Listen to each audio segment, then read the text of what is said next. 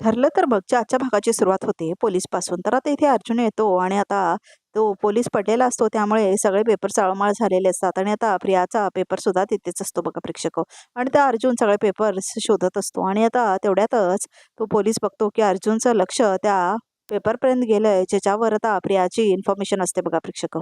तर आता अर्जुन घेणारच असतो ते पान, तेवढ्यातच आता हा पोलीस बघतो आणि आता त्याला भीती वाटते काय म्हणून.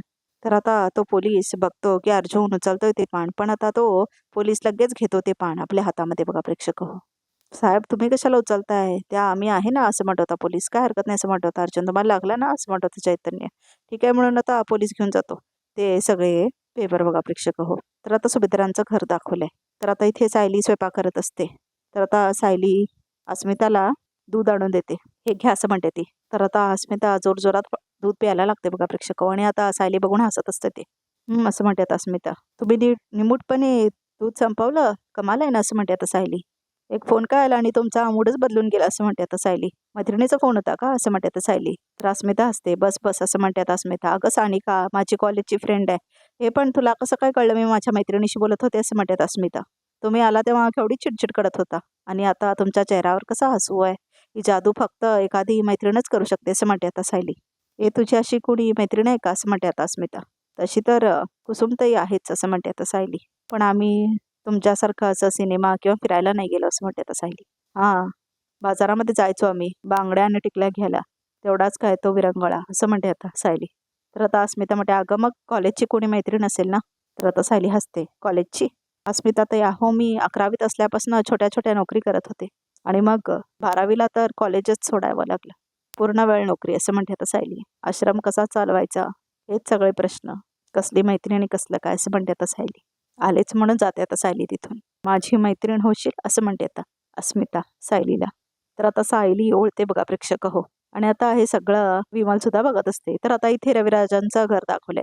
गुड मॉर्निंग काका असं म्हणते आता प्रिया नागराजला. नागराज इथे नाश्ता करत असतो. काय असं म्हणते आता प्रिया, पार्टी बदललीत असं म्हणते आता प्रिया. काय असं म्हणतो आता नागराज, म्हणजे तुमचा जवळचा मित्र महिपत शिखरे तो माझ्या जीवावर उठलाय असं म्हणते आता प्रिया. आता हॉस्पिटलमध्ये शिरून माझा जीव घेण्याचा प्रयत्न केला असं म्हणते आता प्रिया. आणि तुम्ही तुम्ही अचानक माझ्या बाजूने आलायत असं म्हणते आता प्रिया. त्या अर्ध्या मेंदूला पठून देत होता. आपल्या तन्वीला घरात येऊ दे. महिपतने तुम्हाला पण लाथ घातली का असं म्हणते आता प्रिया. तर आता नागराज म्हणतो कसं आहे ना प्रिया बाळा, म्हणजे तुझा जन्मही झाला नव्हता त्याच्या आधीपासून मी आणि महिपत एकमेकांचे मित्र आहोत असं म्हणत होता नागराज.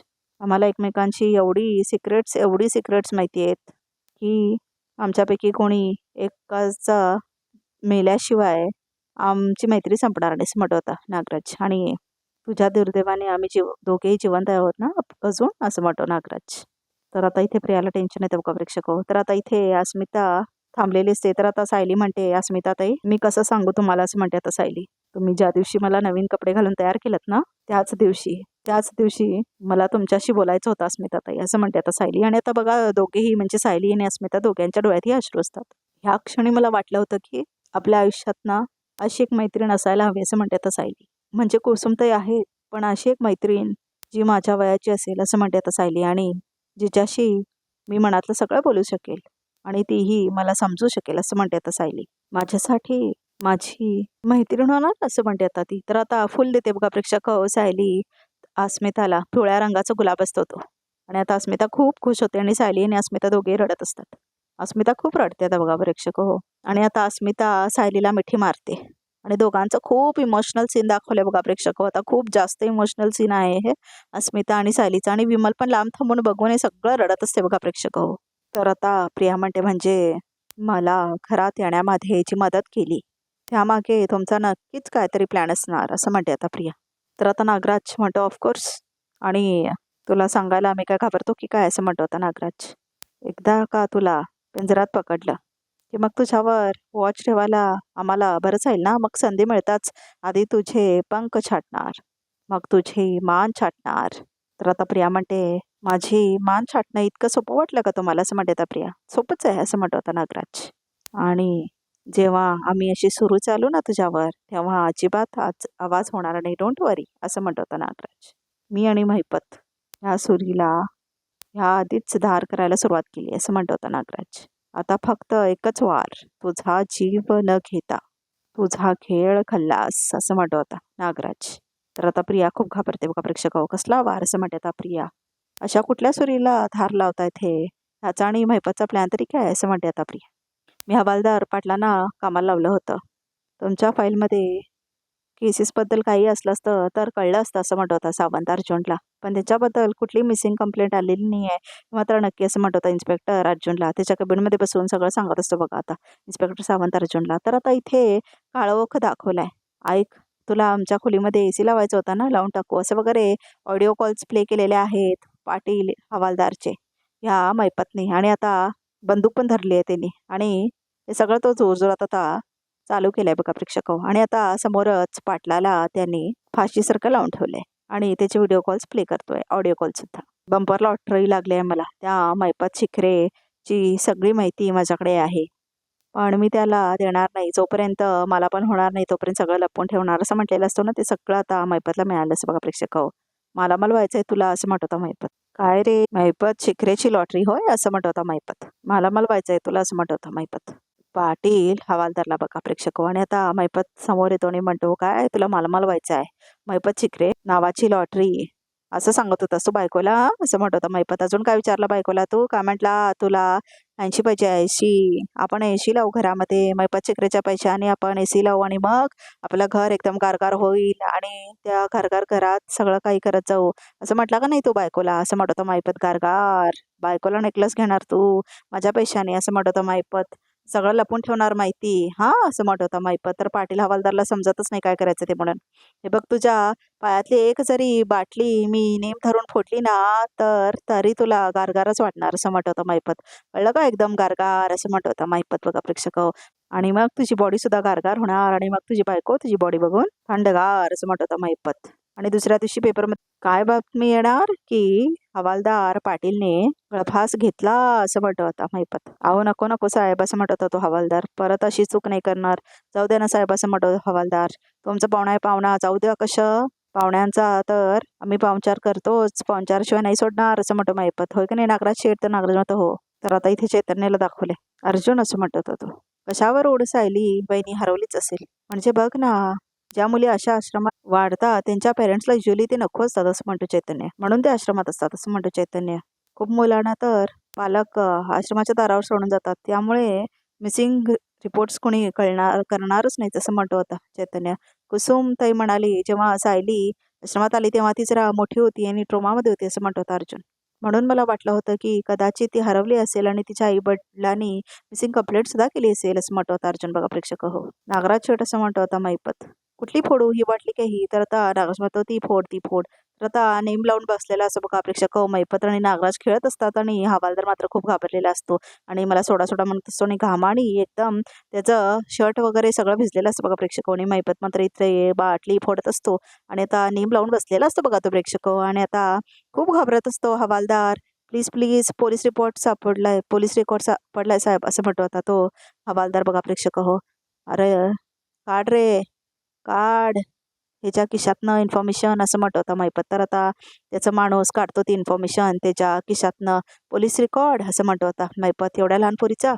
साहेब तुम्ही ज्या मुलीचा फोटो मला दिला होता ती पण चोरीच्या केसमध्ये पकडली गेली होती. तिने त्या माणसाकडे चोरी केली होती. ह्या माणसानेच तिची चोरीची कंप्लेंट केली होती. अशा मुलांना बाल सुधार गृहामध्ये पाठवतात आणि त्या आधीच ती पळून गेली. त्याच्यानंतर तिचा काहीच रेकॉर्ड नाही असं म्हणतो होता तो हवालदार. मैपत म्हणतो पळून गेली? हो साहेब ती जगली मेली काय त्याचा रेकॉर्ड नाही असं म्हणतो होता हवालदार.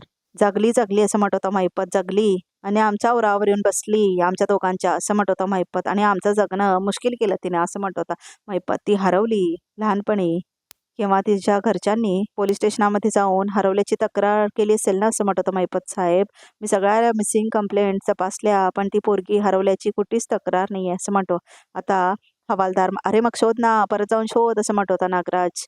हे जुने रेकॉर्ड सगळे चाल शोध एकदा काय असं म्हणत होता नागराज. दादा सोडा ना असं म्हणत होता हवालदार. ए पाटला ए असं म्हणत होता मैपत. मी म्हटल्याशिवाय तुला कोणी सोडणार नाही समजलं का? ह्या टायमाला जर गद्दारी केलं ना तर बाटली तुझ्या पायाखाली नसल असं म्हणतो मैपत. बाटली तुझ्या असं म्हणतो मैपत. आणि आता हवालदार खूप घाबरतो बघा प्रेक्षक. फक्त कंप्लेंटच नाही आहे म्हटलं तर असं म्हणतो आता इन्स्पेक्टर. तर आता तुमच्या मिसेसच्या आईबाबांपर्यंत पोहोचण्याचा कुठलाच मार्ग उरलेला नाही असं म्हणतो आता सावंत. तर आता अर्जुनला पण टेन्शन येतं बघा प्रेक्षक हो. आता परत ह्याना दाखवलं अर्जुनला आणि इन्स्पेक्टरला बोलताना.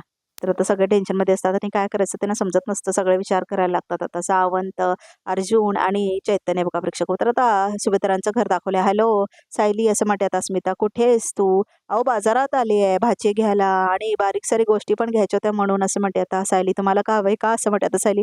नाही ग तू घरात दिसली नाहीस ना म्हणून कॉल केला होता मी असं म्हणते आता अस्मिता. किती कामं करत असते ग जेव्हा बघावं तेव्हा कामं करत असते. बाकी करायला का वेळ मिळतो का तुला असं म्हणते आता अस्मिता. बाकी काय करायला म्हणजे असं म्हणते आता सायली. काय नाही असं म्हणते आता अस्मिता. तू घरी ये मग बोलू हां लवकर ये असं म्हणते आता अस्मिता. हो हो येते असं म्हणते आता सायली. सायलीला बघावं तेव्हा काहीतरी काम करत असते स्वतःसाठी, अर्जुनसाठी कधी वेळ काढत असेल कुणास ठाऊक असं म्हणतात अस्मिता. आणि तसं तर तिच्या कधी मनातही येत असेल असं म्हणतात कल्पना. पण माझ्या मनात आलंय ना सायलीने अर्जुन घरात नसतील तेव्हा कुणी ना कुणी असतंच ना असं म्हणतात अस्मिता. मग एक काम करू आपण गायब होऊया असं म्हणतात अस्मिता. म्हणजे त्या दोघांना प्रायव्हसी मिळेल असं म्हणतात अस्मिता. आपण घरात नसलो ना तर ते एकमेकांना थोडा वेळ तरी देतील असं म्हणतात अस्मिता. तर आता अस्मिता म्हणते खूप दिवस झाले माझ्या सासूबाई आमच्या घरी बोलवताय तुम्हाला दोघांना. आपण तिथे वेळ काढूया ना. आणि अर्जुन कोर्टातून घरी आला आणि मार्केटमधून सायली आली तर त्यांना डिस्टर्ब करायला घरात कोणी नसेल. विमल जरा इथे ये असं म्हणते आता अस्मिता. एक काम कर तू पण जा माझ्याबरोबर सासरी. मला केव्हापासून माझ्या बहिणीच्या घरी जायचं आहे असं म्हणते आता विमल. मी तिथे जाऊ? ठीक आहे असं म्हणते आता अस्मिता. काय हरकत नाही चला ठरलं तर मग असं म्हणतो आता प्रताप. आपण लगेच निघूया हो असं म्हणते आता कल्पना. बरं लगेच साडी चेंज करून येते असं म्हणते आता कल्पना. म्हणजे मी पण ना सायलीताई येईपर्यंत सगळी कामं ठेवते. म्हणजे घराला कुलूप लावायला नको असं म्हणते आता विमल. मग तू सायलीकडे चुगली करू नकोस की आम्ही सगळे मुद्दामून केले म्हणून असं म्हणते अस्मिता. नाही ताई मी सगळं सांभाळून घेईन असं म्हणते आता विमल. चला लवकर चला सगळे असं म्हणतो आता प्रताप, कल्पना आणि आता अस्मिता बघा प्रेक्षक हो. तर आता रात्र झालेली दाखवले. प्रिया आता येते नागराजच्या खोलीमध्ये. या प्रिया मॅडम या. बऱ्याच दिवसाने आमच्या खोलीत आला. बसा बसा बसा असं म्हणत होता नागराज. तर आता प्रिया म्हणते खोटं स्वागत करायची काहीच गरज नाही असं म्हणते आता ती. हे माझंच घर आहे असं म्हणते आता प्रिया. माझ्या खोलीतून उठून फक्त तुमच्या खोलीत आले असं म्हणते आता प्रिया. माझं घर माझी खोली एवढा कॉन्फिडन्स येतो कुठून ग प्रिया तुझ्यामध्ये? तुझा बाप तुझ्याकडे डुंकूनही बघत नाही असं म्हणतो होता नागराज. आईने जबरदस्तीने घरात घेतलंय पण एक शब्दही बोलत नाही तुझ्याशी असं म्हणतो होता नागराज.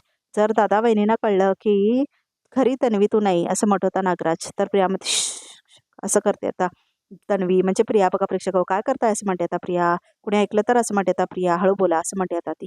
तर आता नागराज म्हणतो हळू जरी मी बोललो तरी सत्य लपून राहणार नाहीये प्रिया असं म्हणतो होता नागराज बघा प्रेक्षक. आज ना उद्या खरं सगळ्यांना कळणारच आहे असं म्हणतो नागराज. लपून नाही राहत.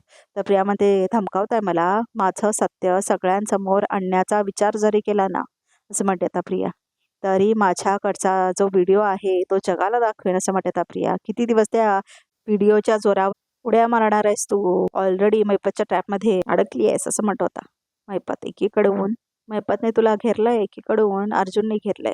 आता हे काय नॉनसेन्स बडबड करायला लागलाय असं म्हणते आता प्रिया. पिंजरा काय ट्रॅप काय सुरी काय हे काय असं म्हणते आता प्रिया. मी मी तुम्ही काय करणार आहात असं म्हणते आता प्रिया.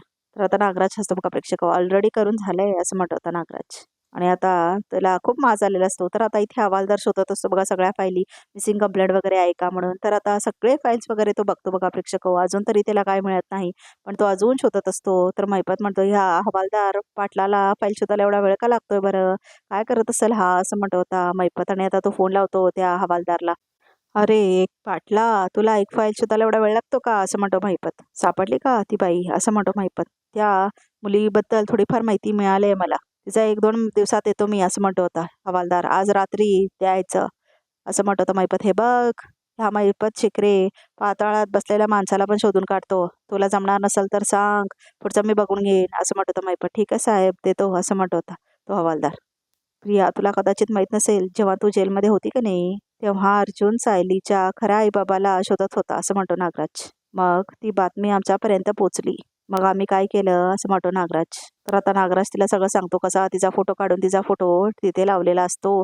आता सायलीच्या फॉर्मवरती ये आणि फाईल घेऊन जा असं म्हटलेलं असतो. आणि कसं अर्जुनला तो फोटो सापडलेला असतो आणि त्याला सायली समजून तो शोधायला लागतो. फायनली असं म्हणून अर्जुन नाचत असतो ना. फायनली मला सायलीच्या बालपणाचा फोटो सापडला असं म्हटलेला असतो ना आता अर्जुन. तर आता प्रिया म्हणते म्हणजे अर्जुनला तुम्ही माझ्या खऱ्या आईबाबांपर्यंत पोहोचवणार आहात असं म्हणते आता प्रिया. करेक्ट असं म्हणतो बघा प्रेक्षक आता नागराज. आणि आता तो म्हणतो, हे बघ म्हणजे एखाद्या मुलीला तिचे खरे आईबाप सापडणार आहेत म्हणजे किती आनंद झाला असता असं म्हणतो होता नागराज. तुझ्यासाठी तुझे आईबाप सापडणार म्हणजे मोठा धोका आहे असं म्हणतो आता नागराज. हे मायपत आणि नागराज माझं तोंड बंद करायला निघालेत. मी अशी डगमगणार नाही असं म्हणते आता प्रिया. मी खरी तन्वी नाही आहे. ह्याचे 2 गोठवडे आहेत असं म्हणते आता प्रिया. त्यातला एक मायपतच्या घरी आणि एक अन्नपूर्णा निवासात माझ्या खोलीत असं म्हणते आता प्रिया. आता दोन्ही काठोडी मला घ्यायलाच हवी असं म्हणते बघा प्रेक्षक आता प्रिया. तर आता इथे सुभेदारांचं घर दाखवलंय. तर आता इथे सायली सगळं सामान घेऊन घरी आलेले असते. विमल ते काय असं म्हणते आता सायली. बाबा अजून फॅक्टरीतून आले नाही आहेत का असं म्हणते आता सायली. आणि वरच्या खोलीत उजेड दिसत नाही असं म्हणते आता सायली. आई बाहेर गेलेत असं म्हणते आता सायली.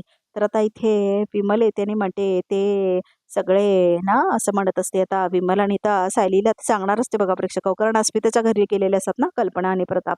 तर आता विमल ते सगळं आता सायलीला सांगणार आहे. तर आता इथे विमल म्हणते अस्मिताईंच्या घरी गेलेत सगळे असं म्हणते आता विमल. तेवढा तसं तर अर्जुन येतो. असे अचानक गेले तसं म्हणते आता सायली. का बरे आहेत ना सगळे त्यांच्या इकडे असं म्हणते सायली. हो सगळे ठीक आहे तसं म्हणते आता विमल. काय आहे अस्मिता ताईंच्या सासूबाई कायम बोलत होत्या ना कल्पना ताईंना. तर आज त्यांनी म्हटलं की जाऊन येऊया म्हणून ते गेलेत सगळे असं म्हणते आता विमल बघा प्रेक्षक हो. That's very bad Vimal seriously असं म्हणत होता अर्जुन. अस्मिताईच्या सासूबाईने मला नाही बोलवलं. इट्स ओके पण सायली तिलाही नाही बोलवलं असं म्हणत होता अर्जुन.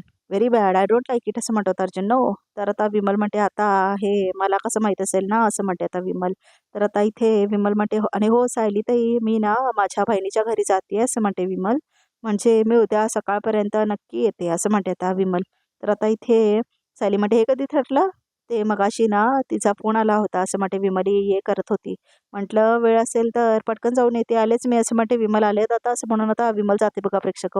तर आता इथे सायली आणि अर्जुन फक्त दोघेच असतात पुऱ्या घरामध्ये बघा प्रेक्षक. कमाल आहे असं म्हणते आता सायली. आज सगळ्यांचं सगळं असं अचानक कसं काय ठरतंय असं म्हणते आता सायली. अहो एरवी विमलताईंना त्यांच्या बहिणीकडे जायचं असेल ना तर त्या आठवडा आधी मला सांगतात असं म्हणते आता सायली. तयारी करतात आणि आज त्या अचानक निघून गेल्या असं म्हणते आता सायली. आणि अस्मिताताई आज त्यांच्या मैत्रिणींबरोबर संध्याकाळी सिनेमाला जाणार होत्या. त्या अचानक आईबाबांना घेऊन त्यांच्या सासरी गेल्या असं म्हणते आता सायली. त्यांच्या सासूबाईंना भेटायला असं म्हणते आता सायली. मला तर सांगायचं होतं असं म्हणते आता सायली. मला पण जायचं होतं त्यांच्या सासूबाईंना भेटायला. हा खूप मोठा गुन्हा आहे मिलॉर्ड असं म्हणतो होता अर्जुन. मिसेस सायली अर्जुन सुभेदारला न घेऊन जाण्याबद्दल सगळ्या सुभेदारांना शिक्षा व्हायला पाहिजे तसं म्हणतो होता अर्जुन बघा प्रेक्षक. तर आता सायली खूप चिडते तिच्यावरती. आता इथे नागराज म्हणतो प्रियाला चुटकी मारून आता तो उठवतो आणि म्हणतो काय कसला विचार करतेस एवढा माझ्या म्हणजे अर्जुनच्या हायापाया पडण्याचा त्याच्यासमोर गायावाया करण्याचा का सुभेदारांच्या घरात जाण्याचा असं म्हणतो होता नागराज बघा प्रेक्षक हो. नाही नाही जा तू काय काय टेन्शन नाही जा तू असं म्हणत होता नागराज. पण आता लगेच नको जाऊस असं म्हणत होता नागराज. आता सुभेदारांच्या घरी कुणी नाही आहे असं म्हणत होता नागराज. म्हणजे बघ प्रताप ती वहिनी अर्जुन सायली सगळे बाहेर गेलेत असं म्हणत होता नागराज. तर आता काय झालं मगाशी प्रतिमा वहिनी कल्पना वहिनीशी बोलत होती ना फोनवर तेव्हा मी ऐकलं असं म्हणत होता नागराज. तर आता इथे फोनवर बोलत असते ना प्रतिमा ते सगळं ऐकलेलं असं बघा नागराज. पण काय किती बावळट दाखवलं आहे बघा प्रेक्षक हो. ह्या बावळटला काय गरज होती म्हणजे सांगायला आता ह्या प्रियाला की कोण नाही आहे त्यांच्या घरी म्हणून. म्हणजे याला जिंकायचं आहे का हरायचं आहे ह्या मूर्ख माणसाला म्हणजे या नागराजला. म्हणजे मला आत्ताच अन्नपूर्णा निवासमध्ये जायला हवं.